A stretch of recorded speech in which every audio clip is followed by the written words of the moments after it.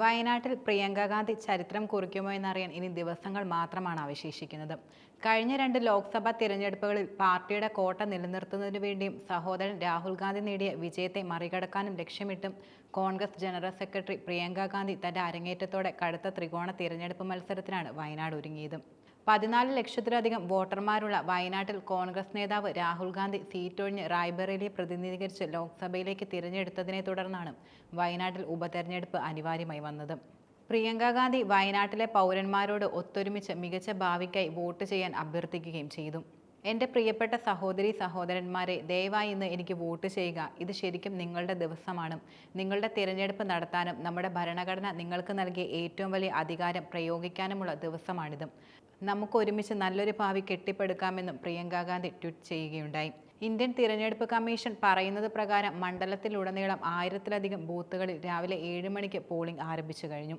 Maoist പ്രവർത്തന ചരിത്രമുള്ളതോ പ്രശ്നസാധ്യതയുള്ളതോ ആയ സ്ഥലങ്ങളിൽ പ്രത്യേക സുരക്ഷാ സംവിധാനങ്ങൾ ഏർപ്പെടുത്തുകയുണ്ടായി.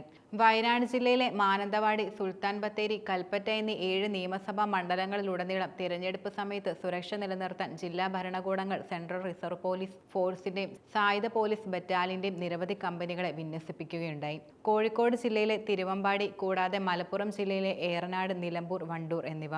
പോളിംഗിന് മുന്നോടിയായി 24 മണിക്കൂറും പ്രവർത്തിക്കുന്ന കൺട്രോൾ റൂമുകൾ, 24 മണിക്കൂറും പോലീസ് പെട്രോളിംഗ് എന്നിവയും ഒരുക്കങ്ങളിൽ പ്രധാനമായും ഉൾപ്പെടുന്നുണ്ട്. ജില്ലയിൽ നിന്ന് 13.17 കിലോഗ്രാം കഞ്ചാവും 76.25 ഗ്രാം MDMA-യും 30 ലിറ്റർ ഇന്ത്യൻ നിർമ്മിത വിദേശമദ്യവും 50.98 ലക്ഷം രൂപയും 719.8 ഗ്രാം സ്വർണവും പിടിച്ചെടുത്തതായും റിപ്പോർട്ടുകൾ വന്നിരുന്നു. ഇടതുപക്ഷ ജനാധിപത്യ മുന്നണി സ്ഥാനാർത്ഥി സത്യൻ മുഖേരിയും national democratic alliance nominee Navya Haridas എന്നിവരോട് മറ്റ് 13 പേർക്കെതിരെ മത്സരിക്കുന്ന പ്രിയങ്ക ഗാന്ധി വയനാട്ടിൽ ശ്രദ്ധേയമായ വെല്ലുവിളി നേരിടുകയാണ്. 2024 ലോക്സഭാ തിരഞ്ഞെടുപ്പിൽ 3.5 ലക്ഷത്തിലധികം വോട്ടുകൾക്കാണ് വയനാട്ടിൽ രാഹുൽ ഗാന്ധി വിജയം നേടിയത്. 2019 അത് 4.3 ലക്ഷത്തിന് മുകളിലായി ഉയർന്നിരുന്നു. 2014 മുക്കേരി വയനാട്ടിൽ മത്സരിച്ചപ്പോൾ UDF സ്ഥാനാർത്ഥിയുടെ വിജയം വെറും 20,000 വോട്ടായി ചുരുക്കിയിരുന്നു. അടുത്തിടെ LDF-ന്റെയും NDA-യുടെയും പ്രചരണങ്ങൾ രാഹുൽ ഗാന്ധിയെ ശക്തമായി വിമർശിച്ചു. 2019 വിജയത്തിനു ശേഷം അദ്ദേഹം മണ്ഡലത്തെ അവഗണിച്ചുവെന്ന് പലരും ആരോപിച്ചു.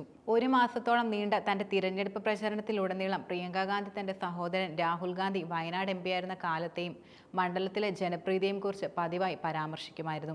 LDF NDA നേതാക്കൾ നടത്തിയ ആക്രമണങ്ങളോട് പ്രതികരിച്ച പ്രിയങ്ക ഗാന്ധി 1989 തന്റെ പിതാവ് അന്തരിച്ച രാജീവ് ഗാന്ധിക്ക് വേണ്ടി പ്രചാരണം നടത്തിയപ്പോൾ മുതൽ 35 വർഷമായി രാഷ്ട്രീയത്തിൽ സജീവമാണെന്ന് ചൂണ്ടിക്കാട്ടുകയുണ്ടായി. ലോക്സഭയിലെ പ്രതിപക്ഷ നേതാവായ രാഹുൽ ഗാന്ധി നിരവധി തവണ വയനാട്ടിലെ പൊതുയോഗങ്ങളിലും റോഡ് ഷോകളിലും സഹോദരി പ്രിയങ്കയ്ക്കൊപ്പം പങ്കെടുത്തിട്ടുണ്ട്. അവിടെ ജനങ്ങൾ തനിക്ക് നൽകിയ അതേ പിന്തുണ പ്രിയങ്കയ്ക്ക് നൽകണമെന്ന് രാഹുൽ ഗാന്ധി അഭ്യർത്ഥിക്കുകയും ചെയ്തു. തിരഞ്ഞെടുപ്പിൽ ആര് വിജയിക്കുമെന്ന് കണ്ടറിയാം.